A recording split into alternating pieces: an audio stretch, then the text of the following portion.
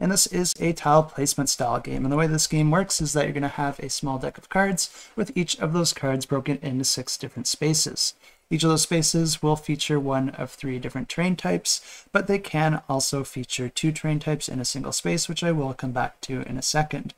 But these cards are also double-sided, and on the other side of the cards, you're going to have a bunch of different possible goals. You're only going to be using 2 of these in the game, and then you're not going to be looking at the other side of the cards for the rest of the game, which means that you get quite a lot of combinations from game to game, since there are a whole bunch of different goals that you could potentially have, but you're only going to be choosing 2. You don't actually have to complete these goals in order to win the game, but they do offer you some additional forms of scoring victory points. The way that you do win the game is by adding up the numbers in the top left corner of the 2 cards that you randomly drew, and then you're going to be trying to get that many victory points before the end of the game. The game starts with just 1 card out on the table, but you're always going to have 2 in your hand, and every single turn you're just going to be choosing one of these 2 cards to place. Anytime you place a card, it must overlap one of the cards that are already placed out on the table, and your main goal here is to try and overlap like terrain, because that's going to allow you to gain victory points. But anytime that you don't do this, it can actually cost you victory points. The game does give you a little bit of flexibility with those dual terrain spaces, allowing you to overlap those with either of those 2 terrain types, but this doesn't gain you victory points, it just allows you to continue without losing any victory points.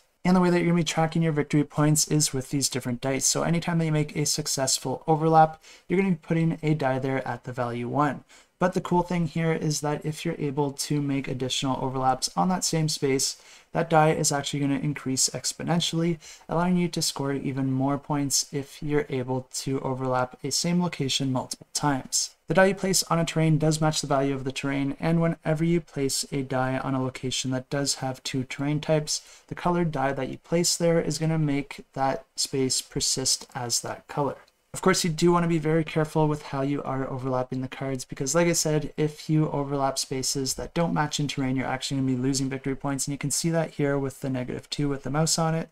And this is very costly because not only is it costing you victory points, but it's also costing you a potential die that you could be using to gain victory points. If you ever run out of dice, then you don't get to put more dice down until you free them up, so you do want to keep these in your reserve as much as possible. The game continues like this until all those cards are placed, and then you're going to be adding up all your victory points from the dice, as well as those goal cards that you drew at the start of the game, and then subtracting any victory points lost. If your total victory points are higher than the sum of the victory points outlined on your 2 goal cards, then you do win the game. And one thing to note about this one is that it is a 3rd installment in a trio of games, and I do expect that the other 2 games will be available as add-ons in this campaign as well. So if you're interested in this one and you're interested to check out what else they have to offer, I do have a link to this campaign in the description below.